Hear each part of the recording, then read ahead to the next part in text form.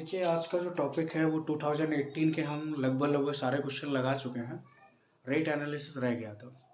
हमने rate analysis इस वजह से सबसे बाद में करा है ताकि रेट एनालिसिस के 2 क्वेश्चन हर एग्ज़ाम में आते हैं और उनको करना बहुत ज़रूरी है। समझ रहे हैं? तो क्या होता है कि अगर रेट एनालिसिस नहीं करोगे तो 10-10, 20 नंबर आपके ऑलरेडी चले जाएंगे। तो इस वजह से रेट एनालिसिस लगाना बहुत ज़रूरी है। तो हम क्या करेंगे, रेट एनालिसिस के जितने भी रेट एनालिसिस एग्जाम में आए हुए हैं उन सारे रेट एनालिसिस को एक एक करके पढ़ेंगे। अब 1-2 दिन हम क्या करेंगे, रेट एनालिसिस ही पढ़ेंगे क्योंकि यही सबसे टफ पड़ता है। तो अगर रेट एनालिसिस की बात करें तो सबसे पहले ये आपको एक इंडेक्स बनानी पड़ेगी।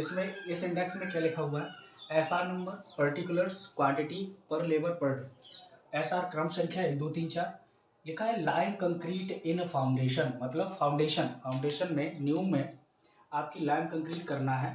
तो प्रति लेबर प्रतिदिन, मतलब एक लेबर एक दिन में कितना काम कर सकता है, तो बताया 1.5 क्यूबिक, मतलब 8.50 घन मीटर। एक लेबर एक दिन में इतना काम कर सकता है। लिखा है लाइन कंक्रीट एंड रूफ, अगर यही लाइन कंक्रीट चूना कंक्रीट रूफ में छत में करनी है तब लिखा है 6 क्यूबिक पर मेशन, मतलब एक कारीगर एक दिन में 6 घन मीटर कंक्रीट का कार्य छत पे कर सकता है, मतलब 6 घन मीटर कंक्रीट लगा सकता है। लिखा है सीमेंट कंक्रीट, अगर बात केवल सीमेंट कंक्रीट की हो तो 5 घन मीटर पर मेशन, एक दिन में 5 घन मीटर कंक्रीट लगा सकता है। अगर कोई कंक्रीट तैयार की गई है, पूछा एक व्यक्ति एक दिन में कितनी सीसी का काम कर सकता है, तो बताओगे सर 5 घन मीटर। इसके बाद पूछा गया है आरसीसी में बताया गया कि एक व्यक्ति जो है वो एक दिन में आरसीसी मतलब रेनफोर्स सीमेंट कंक्रीट, मतलब आपकी सीसी में सीमेंट कंक्रीट में सरिया डाल दिया गया है, स्टील प्रोवाइड कर दी गई है, तो उसमें 3 घन मीटर काम कर सकता है। ठीक है, इतना क्लियर है। जब भी आप रेट एनालिसिस पढ़ोगे तो इन चीज़ों से गुजरना पड़ेगा, क्योंकि रेट एनालिसिस में 2 पार्ट होते हैं, एक तो मटेरियल निकालना पड़ता है, दूसरा लेबर निकालनी पड़ती है। तो जो हमें मटेरियल निकालना है उसमें जब हम लेबर निकालेंगे तो लेबर में एक शब्द आएगा हेड मेशन, एक आएगा मेशन, एक आएगा बेलदार, एक आएगा कुली, एक आएगा विस्ती।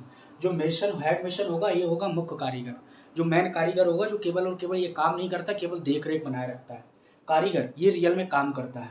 मसाला बनाने वाला बेलदार कहलाता है, बोझा उठाने वाला कुली कहलाता है, भिस्ती तराई करने वाला कहलाता है। अब आपको जब भी आप पूरा रेट एनालिसिस पढ़ोगे तो 2 शब्दों से गुजरना पड़ेगा, एक गीला मसाला, एक सूखा मसाला। समझ रहे हैं? एक ड्राई आपका मसाला होगा और एक कैसा होगा, एक वेट आपका होगा तो गीला मसाला होगा। तो सबसे पहले इन चीज़ों को देख लो कि जो कोर्स एग्रीगेट होते हैं, कोर्स एग्रीगेट मतलब आपकी गिट्टी, सैंड, ये रही बालू, ये रहा सीमेंट और ये रहा वाटर। तो क्या है, ये सारे मसाले अलग अलग हैं। जब ये सारे मसाले अलग अलग हैं तो इन सभी अलग अलग को बोलेंगे हम सूखा मसाला। क्या बोलेंगे?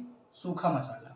बड़े ध्यान समझना। और जब सब अलग अलग हैं तो इनको बोलेंगे हम सूखा मसाला। और अब हम क्या करें कि इसको हमने क्या किया, एक कंटेनर लिया और इस कंटेनर का वॉल्यूम जो रखा वो मैंने रखा 1 घन मीटर। मैंने इस कंटेनर का जो वॉल्यूम रखा वो कंटेनर का वॉल्यूम रखा 1 घन मीटर। बड़े ध्यान समझना।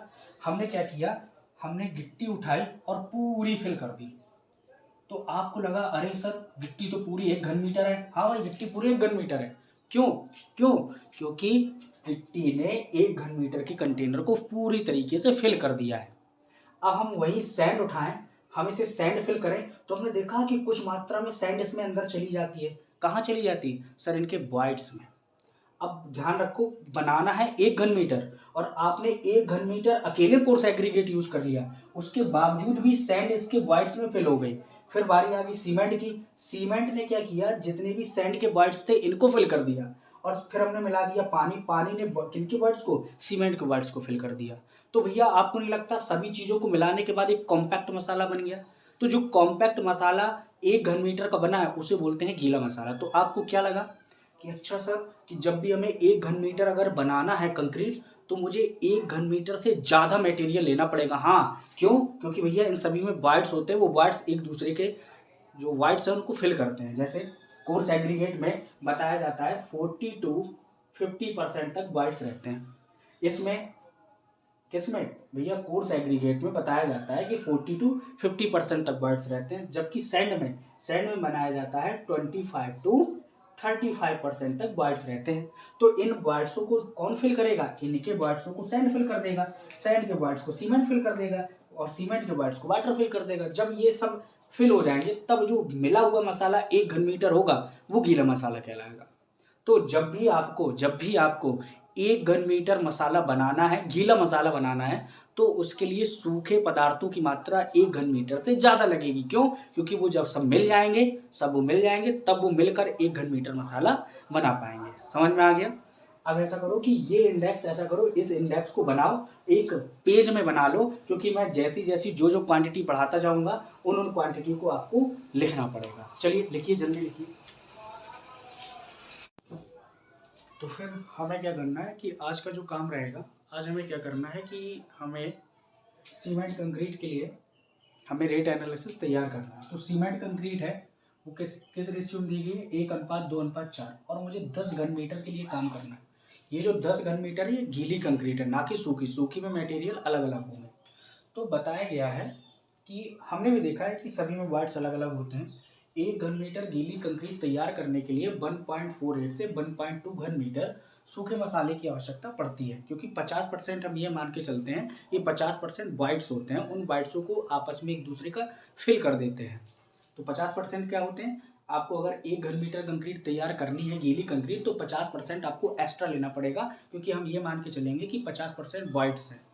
तो हमने बताया कि 10 घन मीटर के लिए सामग्री की गणना करना है, वो भी 1:2:4।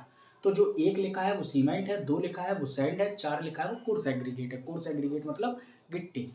तो 1 घन मीटर अगर गीली कंक्रीट तैयार करनी है तो 1.50 घन मीटर आपको सूखा मसाला चाहिए होगा। तो भैया 10 घन मीटर अगर आपको तैयार करना है तो 1.50 मल्टीप्लाई बाई 10 बराबर कितना हो गया? 15 घन मीटर। 10 घन मीटर अगर आपको तैयार करना है, क्योंकि 1 घन मीटर में आपको पता है 1.50 घन मीटर आपको सूखा मसाला चाहिए। तो 10 घन मीटर अगर आपको गीला मसाला तैयार करना है तो उसके लिए 1.50 मल्टीप्लाई बाई 10 बराबर 15 घन मीटर आपको सूखा मसाला चाहिए होगा। अब हमें क्या करना है, सूखे मसाले में सीमेंट कितना लगा वो निकालें। तो सीमेंट के लिए जितना सूखा मसाला दिया गया है, जितना मैंने निकाला है 15 मल्टीप्लाई बाय सीमेंट का रेशियो कितना है सर? 1 अपॉन में 1 + 2 + 4 जितना आपका रेशियो दिया गया, इन सभी रेशियो का सम। तो हमने जब इसे सॉल्व किया तो निकल के आया 2.2 क्यूमसेक 2.2 घन मीटर। अब सीमेंट कभी भी घन मीटर में नहीं आता, सीमेंट बोरियों में आता है। 50 किलोग्राम की एक बोरी होती है। तो बताया गया कि 1 घन मीटर अगर आपको सीमेंट चाहिए तो 1 घन मीटर सीमेंट में आपके 30 बैग आ जाएंगे। कितने बैग आ जाएंगे? 30 बैग। 1 घन मीटर में कितने बैग आ जाएंगे? आपके 30 बैग आ जाएंगे। तो वो लिखा है कि सीमेंट बैग्स में लिए जाते हैं, अतः 1 घन मीटर में कितने? 30 बैग आते हैं। तो लिखा है 2.2 घन मीटर आया, मल्टीप्लाई बाय 30 का किया, कितने निकल के आ गए? 66 बोरी निकल के आ गई। 66 बोरियां लगेंगी जब 10 घन मीटर आपको कंक्रीट तैयार करनी है। इसके बाद सैंड निकालना चाहें, सेम है 15 1 धन 2 धन 4 1 धन 2 धन 4, लेकिन अब सैंड का रेशियो कितना है? 2। तो मैंने सैंड का रेशियो रखा 2। तो अब यहाँ पे हमने सॉल्व किया तो निकल के आया 4.40 घन मीटर। सेम हम अगर कोर्स एग्रीगेट का निकालना चाहें तो 15 मल्टीप्लाई बाई 4 अपॉन 1 + 2 + 4 = 8.8 घन मीटर। तो इस तरीके से हम पूरी सामग्री की गणना कर लेते हैं। फिर एक बार समझ लो कि 1 घन मीटर अगर आपको गीली कंक्रीट तैयार करनी है तो उसके लिए 1.50 घन मीटर आपको सूखा मसाला चाहिए होगा। तो अगर 10 घन मीटर कंक्रीट तैयार करनी है तो 10 घन मीटर कंक्रीट तैयार करने के लिए आपको कितना? 1.1 में कितना चाहिए होता है? 1.50। 10 में कितना चाहिए होगा? 1.50 मल्टीप्लाई बाई 10 बराबर कितना आ गया? 15 घन मीटर। तो अगर आप सीमेंट निकालना चाहते हो तो 15 घन मीटर में सीमेंट का कितना प्रतिशत है या सीमेंट कितना भाग है? तो 15 मल्टीप्लाई बाई 1, क्योंकि सीमेंट का रेशियो 1 दिया गया है, अपॉन 1 + 2 + 4। तो हमने निकाला 2.2 क्यूमसेक। अगर सीमेंट आपको पता है सीमेंट हमेशा बोरियों में आता है। 1 घन मीटर में कितनी बैग चाहिए होते हैं? 1 घन मीटर में चाहिए होते हैं हमें 30 बैग। तो भैया 2.2 घन मीटर में कितने निकल के आ जाएंगे? 60 बैग। तो सैंड का अगर कंपोनेंट निकालना चाहते हो सैंड का कितना है तो 15 मल्टीप्लाई बाई 2 1 + 2 + 4, क्योंकि 2 क्यों रखा है? क्योंकि सैंड का रेशियो कितना दिया गया था? 2। तो इससे निकल के आ गया 4.40 घन मीटर। अब अगर हमें कोर्स एग्रीगेट निकालना है तो 15 मल्टीप्लाई बाई 4, क्योंकि कोर्स एग्रीगेट का रेशियो कितना है 4/1 + 2 + 4 बराबर कितना हो गया 8.8 घन मीटर। अब हमने सामग्री की तो गणना कर ली, अब हमारे पास आती है सर लेबर कैसे निकालें। सबसे बड़ी कंफ्यूजन लेबर की है। और ध्यान रखना ये जो मैं लेबर निकालना बता रहा हूँ ये केवल और केवल किसके लिए, सीमेंट कंक्रीट के लिए है। ऐसा नहीं है कि हर एक के लिए यही लेबर लगेगी, नहीं, हर एक के लिए अलग अलग लेबर लगेगी। और इनके लिए क्या होते हैं कि एक व्यक्ति एक दिन में कितना काम कर सकता है उस हिसाब से निकालते हैं। लेकिन एग्जाम टाइम बहुत सारी चीज़ें हो जाती है तो आप याद करने में बड़ी दिक्कत होती है। इसी वजह से हमने क्या किया, हमने डायरेक्ट एक ट्रिक टाइप का ढूंढा है कि आप इस तरीके से क्वेश्चन लगाएंगे जो 100% एक्यूरेट रिजल्ट देता है, उसी तरीके से हम लगाएंगे। देखिए आपको श्रमिक की गणना करनी है, श्रमिक मतलब लेबर का गणना करनी है कि इतने काम के लिए कितने लेबर लगेंगे। तो आपको पता है हेड मेसन काम नहीं देखता, हेड मेसन का कोई रोल नहीं होता कि वो काम केवल काम और काम देखना होता है, वो काम करता नहीं है। हेड मेसन कोई काम नहीं करता है, उसका काम केवल और केवल देख रेख बनाए रखना है। तो अब क्या होता है कि मान लो हमारी 3 साइड चल रही थी, एक यहाँ पे चल रही थी, एक बगल में चल रही थी, एक बगल में चल रही थी, 3 साइड चल रही थी। हेड मेसन एक ही है, तो हेड मेसन वहां भी जा रहा था, हेड मेसन यहाँ भी जा रहा था, हेड मेसन वहां भी जा रहा था। तो हेड मेसन की संख्या कितनी है तो एक ही हेड मेसन, लेकिन 3 साइड में जा रहा, तो तीनों साइडों का अलग अलग एस्टीमेट बन रहा होगा। अगर मैं हेड मेसन की संख्या 1 रख दूं तो देखना वहां पे भी 1 हो जाएगा, उस वाले एस्टीमेट में भी उसकी संख्या हो जाएगी, इस वाले एस्टीमेट में भी उसकी संख्या हो जाएगी, उस वाले एस्टीमेट में भी संख्या उसकी हो जाएगी। तो आपने देखा कि एक व्यक्ति 3-3 जगह के रुपए लेगा। तो इसी वजह से बताया गया कि हेड मेसन की संख्या कभी भी 1 मत रखो। हेड मेसन क्यों, क्योंकि हेड मेसन 3 जगह काम कर रहा है। अगर तुमने एक संख्या रख दी तो 3 जगह के एस्टीमेट में उसकी संख्या 3 हो जाएगी, जबकि वो हकीकत में है तो एक ही। तो इसी वजह से बताया गया कि हेड मेसन की संख्या आप 1/2 रख दो या 1/3 रख दो। और वैसे ज़्यादातर आप आधा ही रखा करो। हम ये मान के चलते हैं उसकी 2 साइडें चल रही हैं, वो आधे दिन यहाँ रहता है, आधे दिन वहाँ रहता है। मेसन, अब आपको मैंने बताया एक व्यक्ति एक दिन में 5 घन मीटर कंक्रीट कार्य कर सकता है। तो 10 घन मीटर कंक्रीट कार्य करने के लिए भैया एक व्यक्ति एक दिन में 5 तो 10 घन मीटर कंक्रीट करेगा, 2 मेसन की आवश्यकता पड़ेगी, मुझे 2 से ज़्यादा की जरूरत नहीं पड़ेगी। तो मेसन की संख्या निकल के आ गई 2। या आप समझ में आ गया इंडेक्स का यूज कि एक व्यक्ति एक दिन में कितना पीसीसी करता है। तुम बताओगे सर कितना, 5 घन मीटर। तो 10 घन मीटर काम करवाना है तो कितना निकल के आ गए सर, 2 मेसन। अब बेलदार, सबसे बड़ी दिक्कत इनमें पड़ती है, बेलदार और कुली में। तो आप जब भी सीमेंट कंक्रीट का क्वेश्चन लगाएं तो बेलदार की संख्या जितने घन मीटर कंक्रीट तैयार करनी है उतनी ले लो। बेलदार का काम क्या होता है, ये मसाला बनाता है। तो बेलदार 10 घन मीटर आपको काम दिया है तो बेलदार की संख्या जितना कार उतनी संख्या रख लो, 10 रख लो। कुली, जितना कार दिया जाए उसका दोगुना कर दो, जितना कार दिया जाए उसका दोगुना कर दो। काम कितना दिया, 10, दोगुनी संख्या कितनी होगी, 20। तो कुलियों की संख्या आपको कितनी रखनी है, 20। हमने पिछली गणनाएं की थी, उन गणनाओं को आपको रफ में करना है। जो आपने गणना की थी उन गणनाओं को आप किस में करेंगे, रफ में करेंगे। आपको एग्ज़ाम में इंडेक्स बनाना रहेगा, आपको एग्ज़ाम में इंडेक्स मतलब सारणी बनाना रहेगा। और सारणी किस तरीके से बनेगी, सारणी 2 भागों में मिलकर बनेगी। किन किन भागों में मिलकर बनेगी, 2 भागों में मिलकर बनेगी। पहला जो पार्ट होगा वो होगा मटेरियल की गणना करोगे, और दूसरा जो पार्ट होगा उसमें आप क्या करोगे, आप लेबर की गणना करोगे। तो हमने एक इंडेक्स बना रखी है, बड़े ध्यान समझना। सबसे पहले नंबर पे लिखा है एसआर नंबर, एसआर नंबर मतलब क्रम संख्या। लिखा है पर्टिकुलर्स मटेरियल, पर्टिकुलर की बात करें तो पर्टिकुलर माने होता है अवयव। लिखा है क्वांटिटी, क्वांटिटी माने होता है मात्रा। रेट, रेट मतलब उसका करंट में रेट क्या चल रहा है। इसके बाद अमाउंट, कितना मात्रा हुआ। रिमार्क, अगर कोई चेंजमेंट हो रहा है तो रिमार्क आपको भरना है, नहीं तो रिमार्क का हेडिंग डाल के आपको उस रिमार्क की हेडिंग को खाली छोड़ देना है। अब गौर से देखो, आपको पता है कि अगर सीमेंट कंक्रीट निकाली तो पहला क्या है, सीमेंट है, सैंड है, कोर्स एग्रीगेट है। तो मटेरियल ए में लिखा सीमेंट, सैंड और सीए का मतलब कोर्स एग्रीगेट। सीमेंट हो गया, सैंड हो गया और कोर्स एग्रीगेट हो गया। तो सीमेंट कितने बैग निकले थे, क्वांटिटी जो आपने पिछली गणना की थी, गणना में फिर कह रहा हूँ आपको रफ में ही करनी है। तो क्वांटिटी आपकी कितने बैग निकले थे, 66 बैग निकले थे, 66 बैग। और जो आपकी सैंड निकली थी वो कितनी कितनी निकली थी, 4.4 क्यूमसेक। इसके बाद आपका कोर्स एग्रीगेट कितना निकला था, 8.8 क्यूमसेक। अब रेट की बात करें तो सीमेंट का एक बैग कितने रुपए में आता है, लगभग सर 320 रुपए में। सीमेंट का जो एक बैग आता है वो लगभग अमाउंट कितना बनता है, 320 रुपए। और अगर बात करें सैंड की तो सैंड 1 घन मीटर सैंड का रेट कितना होता है 1100 रुपये। भैया ये आपको लिख लेना है और ये आपको याद रखना है। ऐसा नहीं है कि बस इसमें लिख दिया और भूल गए, इसे याद रखना है, क्योंकि जब एग्जाम में आप बनाओगे सीमेंट सैंड और कोर्स एग्रीगेट, अगर इनके रेट पता नहीं रहेंगे तो आप कुछ भी रेट लिख लोगे। ये करंट के रेट हैं जो मैंने बताए हुए हैं। तो 1100 लिखा है पर क्यूमसेक, 1 घन मीटर का कितना बैठेगा 1100 रुपये, और इसमें 1 घन मीटर का कितना बैठेगा 2200 रुपये। मतलब गिट्टी 1 घन मीटर कितने रुपए की आएगी 2200 रुपये की। अब हमने क्या किया कि 66 बैग हैं, एक बैग की कीमत 320 है, एक बैग की कीमत 320 है, तो 66 का मल्टीप्लाई 320 में करोगे तो कितना आ जाएगा 21,120 रुपये। इसी तरीके से 4.4 घन मीटर है, 1 घन मीटर का रेट कितना है 1100, 4.4 का कितना हो जाएगा 4,840 रुपये। इसके बाद 8.8 घन मीटर मतलब 2200 रुपये प्रति क्यूमसेक, 1 घन मीटर का रेट कितना है 2200, 8.8 का कितना होगा 19,360। इसके बाद आपको क्या करना पड़ेगा, ध्यान समझना, ये लाइन सीधी गई, ये लाइन सीधी गई, लेकिन इस लाइन को मैंने यहाँ तक नहीं मिलाया है, इस लाइन को मैंने यहाँ तक मिलाया, लिखा टोटल ऑफ ए, लाइन खींचते हुए इन दोनों लाइनों को साफ कर दिया, लाइन खींचते हुए लिखा 1 2 3, इन तीनों का सम करके टोटल ऑफ ए लिख दिया। अब आपको पता है लेबर में आपको पता है हेड मेसन लगेगा, मेसन लगेगा, आपका बेलदार लगेगा, हेड मेसन लगेगा, मेसन लगेगा, बेलदार लगेगा, पुली लगेगा और आपका मिस्त्री लगेगा। एक शब्द लिखा है टी एंड पी का मतलब होता है टूल्स एंड पार्ट्स। जब आप कंक्रीट बना रहे हो तो साइड पे आपको फोड़े की, समझ रहे हो, फोड़े की, तसले की इत्यादि की आवश्यकता पड़ेगी, हो सकता है टूट फूट हो जाए, तो इसके लिए एक लगभग रुपए रख लेते हैं कि भैया 100 से 150 रुपये या 200 रुपये, जो आपको अमाउंट रखना हो, 200 रखना हो, 150 रखना हो। तो देखो टी में मैंने टी जो लिखा हुआ है वो मैंने कितना लिखा है LS लिख दिया है।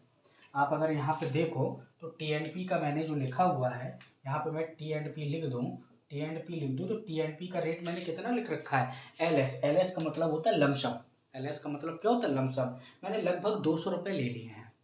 ये LS लिखा है, लगभग मैंने कितने रुपए लिए 200।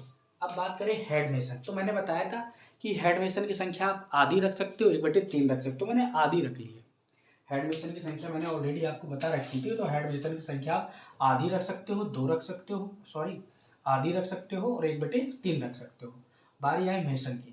आप मेसन की संख्या, आपको पता है एक व्यक्ति एक दिन में 5 घन-मीटर पीसीसी कर सकता है। भैया काम कितना है 10 घन-मीटर, तो भैया 5 का भाग कर दो, सुनना क्या किस में 10 में, तो संख्या कितनी निकल के आ जाएगी। तो इसके बाद आ गई बेलदार, मैंने बताया जितना काम होगा उतनी बेलदार की संख्या रख दो, क्लियर। कुली भैया कुली, जितना काम होगा उनकी संख्या का दोगुना कर दो, ठीक। भिस्ती, जितना काम होगा उसकी आधी संख्या रख दो, खत्म काम। क्या तो सर भिस्ती की संख्या, भिस्ती का काम होता है तराई करना। तराई करने के साथ साथ जब आप सीमेंट कंक्रीट बना रहे होगे तो उस ड्यूरिंग में जो पानी की आवश्यकता रहेगी, जो मसाला है उस मसाले में जो पानी मिलाना रहेगा, पानी भी नहीं मिलाना रहेगा, पानी मिलाना रहेगा, वो किससे मिलाएगा भिस्ती ही मिलाएगा। और प्लस जो कंक्रीट आपने कॉस्ट कर लिए, उस कॉस्टिंग की जो तराई कौन करेगा भैया आपका भिस्ती ही करेगा। इसी वजह से भिस्ती की संख्या मैंने, आप अगर 5 की जगह 3 4 5 कितना भी करना चाहते हो आप कर सकते हो, लेकिन एक डाटा मैंने बताया है कि आपको इस तरीके से रखने से कैसा भी, चाहे ये 10 घन-मीटर के लिए आ जाए, चाहे ये 20 घन-मीटर की आ जाए, चाहे 50 घन-मीटर के लिए आ जाए, अगर आप इस रेशियो से लगाओगे तो आपका एस्टीमेट कभी भी गलत नहीं बनेगा। समझ में आ गया। तो अब हाँ एक चीज़ और, अब आप इनकी जो मेसन है एक दिन में कितना रुपए लेता है, तो मेसन एक दिन के 500 रुपये लेता है। हेड मेसन जो है वो एक दिन का कितना लेगा 500 रुपये लेगा। जो मेसन है वो एक दिन का कितना लेगा 450 रुपये लेगा। बेलदार एक दिन का कितना लेगा 300 रुपये लेगा। कुली एक दिन का कितना लेगा 250 रुपये लेगा। भिस्ती एक दिन का कितना लेगा 300 रुपये लेगा। और इसके बाद मैंने क्या लिखा टी एंड पी जो रहेगा वो आपका कितना, लगभग आप 100 150 200 कितना भी ले सकते हैं। तो क्या तो सर किसी ने 200 ले लिया, किसी ने 300 ले लिया है, और सर किसी ने यहाँ संख्या 3 कर दी, यहाँ 9 कर दी, किसी ने यहाँ 12 कर दी। बेटा एस्टीमेट एक अनुमानित लागत होती है, ना कि वास्तविक लागत। आप समझ रहे हैं ना, एस्टीमेट क्या होती है, अनुमानित लागत होती है, थोड़ा बहुत कॉस्ट में अप एंड डाउन चल जाता है। इसी वजह से हमने क्या किया है कि एक एग्जैक्ट डाटा रखा है जिससे आपका जो एस्टीमेट बने, जो दिए गए एस्टीमेट के लगभग बराबर पहुँचे, ना कम रहे ना ज़्यादा रहे। इसी वजह से हमने जो डाटा प्रोवाइड किया है, हमारे पास सभी चीज़ों का ऐसी डाटा हमने बनाया है ताकि आपको किसी भी क्वेश्चन को लगाने में दिक्कत नहीं होगी, ये मेरी गारंटी है। इसके बाद क्या करना है, आपने इनका अमाउंट किया भैया 500 रुपये हैं, आधा आदमी है तो कितना रुपये हो गया 250, 3 45 दूनी 90। इसी तरीके से आपने संख्याओं का मल्टीप्लाई कर दिया कि 450 रुपये एक व्यक्ति का, तो 2 व्यक्तियों का कितना होगा 900, 10 व्यक्तियों का 300 रुपये के हिसाब से कितना होगा 3000, 20 व्यक्तियों को 250 के हिसाब से कितना होगा 5000, 5 व्यक्तियों का 300 के हिसाब से कितना होगा 500। इसके बाद 200 रुपये जो TNP का है। इसके बाद हमने लिखा है टोटल ऑफ बी। जिस तरीके से मैंने टोटल ऑफ ए लिखा था इसी तरीके से मैंने लिखा है total of B. Total of B में क्या करोगे 1 2 3 4 5 6 केवल और केवल बी वाले भाग को आप जोड़ दोगे, क्योंकि ये बी वाला भाग है, ये ए वाला भाग था। इसको जोड़ने के बाद आपको इंडेक्स को पूरा नीचे तक मिला देना है। फिर आपको ये 2 लाइनें, केवल 2 लाइनें ही सीधी रखनी है। बड़े ध्यान समझना, आप इसे पूरा मिला दोगे। ये 2 लाइनें, इंडेक्स का 2 नंबर होता है सर। इंडेक्स अगर आपने गलत बनाई है तो 2 नंबर कटने हैं। इसी वजह से मैं इस इंडेक्स पे ज़्यादा फोकस कर रहा हूँ कि total of A plus B. Total of A plus B में क्या करोगे, टोटल ऑफ ए 45,320, बी कितना है 10,850। तो मैंने total of A plus B किया, इंडेक्स की लाइन खींचने के बाद मैंने total of A plus B किया। ए प्लस बी मैंने ए और बी को जोड़ा तो भैया कितना आ गया 56,170। इतने रुपए आ गए। इसके बाद क्या करना है कि हमें जब भी कोई भी एस्टीमेट बनाएंगे तो हमें क्या करना पड़ेगा, हमें 1.5% ऑफ बार्टर चार्ज, जब भी रेट एनालिसिस तैयार करेंगे तो हमें 1.5% बार्टर चार्ज और 10% ऑफ कॉन्ट्रैक्टर जो प्रॉफिट लिखा है CP लिखा है। कॉन्ट्रैक्ट प्रॉफिट का मतलब होता है ठेकेदार का लाभांश। कॉन्ट्रैक्टर प्रॉफिट का मान होता है मतलब होता है ठेकेदार का लाभांश। अब ठेकेदार काम कर रहा है कि उसको प्रॉफिट नहीं चाहिए, तो बताया जाता है कि जो ओवरऑल कॉस्ट आपकी total of A plus B आई है उस ए प्लस बी का आप 10%, ए प्लस बी का आप 10% आप किसे देना, कॉन्ट्रैक्टर को देना। तो भैया हमने क्या किया 1.5% ऑफ बार्टर चार्ज मैंने क्या लिखा, आपने 1.5% निकाला भैया। जो total of A plus B आया था 56,170, इसी का 1.5% निकाला वो आया 842.55। फिर सुनो 56,170 जो total of A plus B आया था।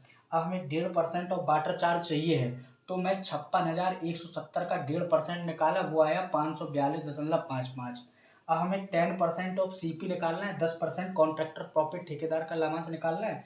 तो मैंने क्या किया कि जो 56,170 था इसका 10 मैंने 10%। ध्यान रखना ए प्लस बी के दोनों पार्ट निकलने हैं, 1.5% भी इसका निकलेगा और 10% भी इसका निकलेगा। वो निकल के आ गया 56,170। अब देखो यहाँ पे जगह है नहीं, अब यहाँ पे जगह है नहीं, तो अब इसी के नीचे आपको क्या लिखना है, इसी के नीचे मैं वो वहाँ सामने लिख दे रहा हूँ कि 10% ऑफ CP लिखा है या 1.5% ऑफ बार्टर चार्ज लिखा है।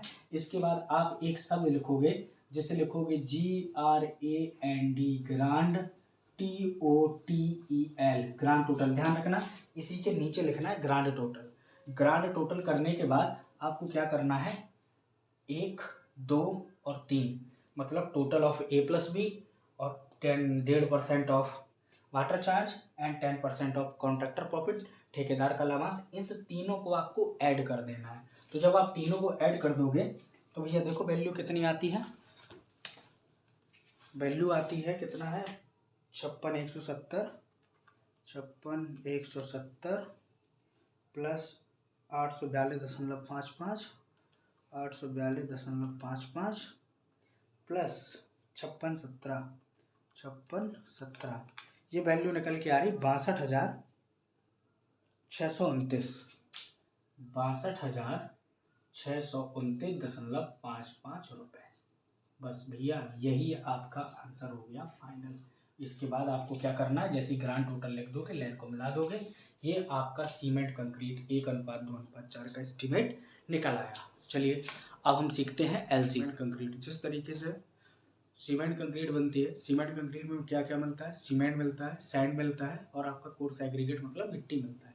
उसी तरीके से जो लाइम कंक्रीट है, चूना कंक्रीट है, चूना कंक्रीट में चूना, सुर्खी और ईंट की रोड़ी। सुर्खी क्या होती है कि जो ईंट है, ईंट का बिल्कुल महीन चूरा टाइप में पीस लिया, वो सुर्खी कहलाती है।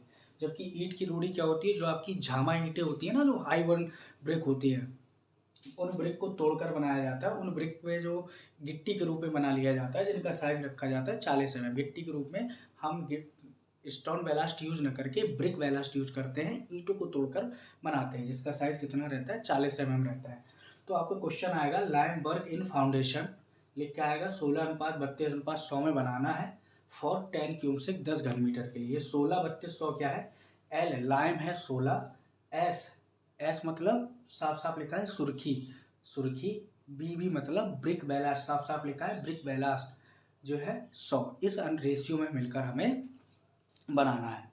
तो आपने जिस तरीके से पढ़ा था कि 1 घन मीटर अगर आपको गीला मसाला तैयार करना है तो इसके लिए 1.48 से 1.52 घन मीटर आपको सूखा मसाला चाहिए होगा। किसके लिए?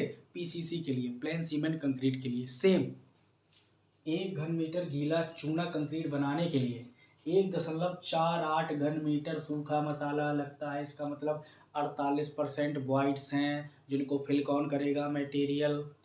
अब लिखा है सामग्री की गणना 16:32 10 घन मीटर लाइम कंक्रीट के लिए करना है। सामग्री की गणना मुझे करना है। देखो 1 घन मीटर में गीला मसाला कितना लगता है? 1.48 घन मीटर सूखा मसाला।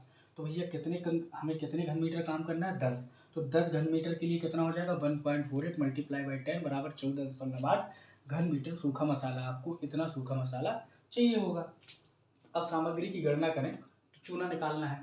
चूना कितना लगेगा? सर 14.8। सर लाइम का रेशियो कितना है? 16। तो मैंने रख दिया 16 अपॉन 16 प्लस 32 प्लस 100 मिला के कितना हो गया? 1.6 घन मीटर हमने निकाला घन मीटर। जैसे हमने पिछले पढ़ा था कि सीमेंट का भुगतान कभी भी घन मीटर में नहीं होता। सीमेंट का भुगतान किस में होता है? बैग्स में। और 1 घन मीटर में 30 बैग्स आते हैं। इसी तरीके से चूने का भुगतान कभी भी किस में नहीं होता? किस में नहीं होता है? आपका घन मीटर में कभी नहीं होता है। इसका भुगतान होता है कुंटल में। तो एक रेशियो हमने लिख दिया है नोट, चूने का भुगतान कुंटल में होता है। अतः 1 कुंटल बराबर कितना होता है? 0.225 घन मीटर। अब हमने क्या किया है कि हमारा जो 1.6 घन मीटर निकला था इसको मैंने क्विंटल में कन्वर्ट किया तो निकल के आ गया 7.10 क्विंटल। अब अगर सुर्खी की बात करें तो लिखा है 14.8। सुर्खी का रेशियो कितना है? 32 अपॉन 16 प्लस 32 प्लस 100 मिला के कितना हो गया? 3.2 घन मीटर। इनको सॉल्व किया 3.2 घन मीटर। अब बारी आ गई ईंट की रोड़ी की। ईंट की रोड़ी कितना? 14.8 इतना सूखा मसाला मल्टीप्लाई 100 क्योंकि 100 इसका ब्रेक बैलास्ट का रेशियो कितना दिया है? 100 अपॉन 16 प्लस 32 प्लस 100 मिला के निकला 10 घन मीटर।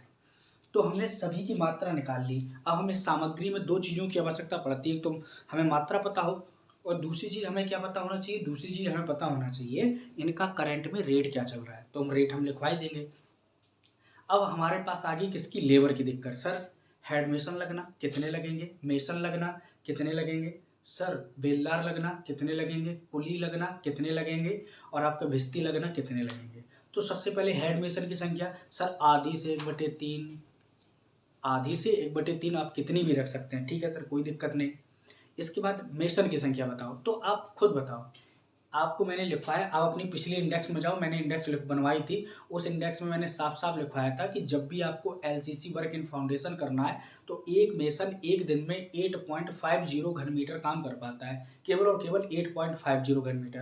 अब आप खुद बताओ, अगर 10 घन मीटर कंक्रीट है, एक व्यक्ति एक दिन में 8.5 घन मीटर, एक मेसन जो है एक दिन में 8.50 घन मीटर काम कर पा रहा है। भैया 10 घन मीटर काम है। अगर आप संख्या 2 रख लेते हो तो भैया 8 दूनी 16, तो आदमी बेकार बैठे रहेंगे, जो मेसन है वो बेकार बैठे रहेंगे। तो आप ऐसा करो, इनकी संख्या या तो आप 1 रख लो या तो आप 2 रख लो, इन दोनों में कोई दिक्कत नहीं है। मेरी बात समझ रहे हो? एक व्यक्ति एक दिन में 8.50 घन मीटर कर पाता है। भैया काम कितना है? 10 घन मीटर। अब आपको लग रहा है 1.5 घन मीटर सर बच रहा है, उसे कौन करेगा? भैया वही मजदूर को थोड़ा प्रेशर करके या थोड़ा एक्स्ट्रा टाइम देके हम करवा सकते हैं, उतना काम हम करवा सकते हैं। अगर इसके लिए आप सोच रहे हैं कि हम नहीं करवाना चाहते हो तो इनकी संख्या बढ़ा दो, आप 2 कर दो, लेकिन एग्जैक्ट में बताओ 1 ही रखना, वो ज़्यादा बेटर है। इसके बाद क्या करना है कि आपके पास मेसन निकल आए। सर बेलदार, कुली और भिस्ती की संख्या कितनी रखें? सर लाइम सीमेंट कंक्रीट की इतनी ज़्यादा तराई नहीं करनी पड़ती जितनी मुझे किसकी करनी पड़ती है? आपकी सीसी की। तो इस वजह से आप इनकी संख्या थोड़ा सा कम रख सकते हो। सर 5 से कम रखें, क्योंकि जो आपने PCC करवाई थी उसमें संख्या आपने काम की आधी ली थी। तो 10 घन मीटर काम था, उसकी संख्या आधी आपने कितनी? 5 कराई थी। तो ऐसा करो, इसमें थोड़ा सा कम कर लो, 4 रख लो, 3 रख लो, 2 रख लो। ठीक है सर, भिस्ती की संख्या में 3 रख लूँगा, मुझे कोई दिक्कत नहीं है। सर और कोई क्राइटेरिया है इसे चेक करने का? बेटा और कोई क्राइटेरिया नहीं है, ये साइट पे काम होता है। साइट पे जितने व्यक्ति अवेलेबल होते हैं उसी हिसाब से उनको लगा दिया जाता है कि भैया 2 लोग तराई करें या 3 लोग तराई करें। तो मैंने एक डाटा बताया है, उस डाटा के अकॉर्डिंग बताया कि उस आपको भिस्तियों की संख्या कितनी रखनी है। काम की आधी होती है, चाहे वो पीसीसी हो, एलसीसी हो, तो काम की आधी होती है, तो काम है 10 घन मीटर, और 10 घन मीटर का आधा करोगे तो आएगा 5। तो अब आपको क्या करना है कि आप जानते हो पीसीसी में ज़्यादा तराई होती है, एलसीसी में कम होती है। तो एलसीसी में संख्या थोड़ी कम रख लो। कितनी रख लो? 5 से कम रख लो। आप 4 रख लो, 3 रख लो, 2 रख लो, 1 मत रखना क्योंकि काम थोड़ा ज़्यादा है। ठीक है सर, मैं 2 3 कुछ भी रख लूँगा। अब बारी आ गई सर बेलदार की। बेलदार कितने रखें? भैया जो आपने पीसीसी में रखे तो वही एलसीसी में रखो। कंक्रीट उसमें भी बनेगी, कंक्रीट इसमें भी बनेगी। ठीक है, तो जितना काम उतने बेलदार, 10 घन मीटर काम 10 बेलदार। कुलियों की संख्या 10 उसमें, सॉरी 20 उसमें, 20 उसमें, जितना काम दिया जाए उसका 2 गुना। तो एलसीसी में भी मैंने कितने रखे? 20। पीसीसी में मैंने कितने रखे थे? 20। तो कुल मिला के हमें एक डाटा समझ में आया, इसको मैं साफ कर रहा हूँ। कुल मिला के हमें एक डाटा समझ में आया, वो डाटा हम यहाँ देखते हैं क्या समझ में आया कि अगर हमसे पूछा जाए एलसीसी में भी, तो आप ये बताओ हेड मेसन, जो आपके हेड मेसन लगेंगे, हेड मेसन की संख्या सर हम आधी रख देंगे, कोई दिक्कत नहीं। सर मेसन की संख्या सर 1 या 2 कुछ भी रख लो।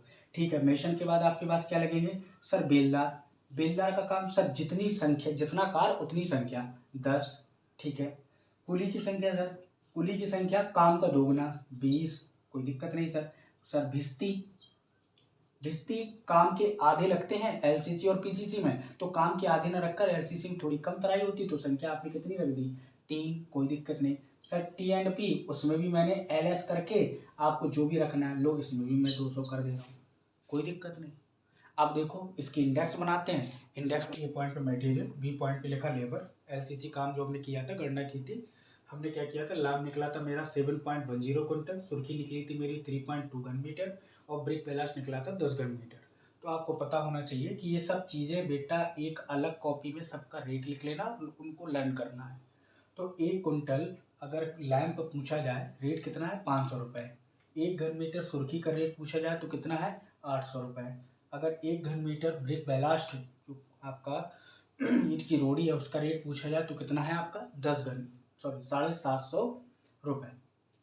तो आपने क्या करना है कि 7.10, 1 कुंटल का रेट है 500, तो भैया 7.10 कुंटल का कितना होगा? इतना रुपये। 1 घन मीटर का रेट है 800, 3.2 घन मीटर का रुपये कितना होगा? इतना। 1 घन मीटर ब्रिक बेलास्ट का रेट कितना है? 750, 10 घन मीटर का कितना होगा? 7500। आपने क्या किया? टोटल ऑफ ए कर दिया, सभी को जोड़ दिया। आपको मैंने बताया लेबर, हेड मेसन की संख्या आधी, मेसन की संख्या 1, सब निकाल चुका हूँ। बेलदार की संख्या 10, कुली की संख्या 2, भिस्ती की संख्या 3, टी एंड पी लमसम ले लिया, इनका रेट रख दिया 500, 450, 300, 250, 300, और जो टी एंड पी लिया वो मैंने लगभग 200 ले लिया। इसके बाद इन सबको जोड़ दिया मैंने, कितना लिखा? टोटल ऑफ बी, तो कितना लिखा? 9800। अभी इसी इंडेक्स को आप आगे बढ़ाते हुए ले जाएंगे और बीच की ये जितनी भी लाइनें इनको साफ कर देंगे। तो कहने का मतलब है टोटल ऑफ बी निकाला है, इसके बाद आपको निकालना पड़ेगा total of A plus B, जो कि इसी के नीचे ही निकलेगा आपका, जो कि इसके नीचे ही निकलेगा। Total of A plus B किया तो total of A plus B करने के बाद जो आपका आता है 23,410, कितना आता है? 23,410। इसके बाद आपको क्या करना है? इसके बाद फिर नेक्स्ट पॉइंट में 1.5% ऑफ WC मतलब वाटर चार्ज, तो 1.5% आपको वाटर चार्ज निकालना है। 23,410 का आप 10% निकालेंगे तो भैया, सॉरी 1.5% निकालेंगे तो वो निकल के आता है 351 रुपये। कितना निकल के आता है? 351 रुपये। इसके बाद आपको पता है कि 10% ऑफ आपको क्या लेना पड़ेगा? CP मतलब कॉन्ट्रैक्टर प्रॉफिट, तो कितना निकल के आ जाएगा? 2341। अब आपको लास्ट में एक पॉइंट लिखना है, कितना? GRAND grant, TOTEL grant. Total में आप क्या करोगे? इन जितने भी आपके कौन से, आपका जो ए प्लस बी आया है ये वाला, आपका 351 रुपये वाटर चार्ज, 2341 है आपके CP, सबको जोड़ दीजिए। सबको जोड़ने के बाद आपका कितना आएगा? 26,110। 26,100 का।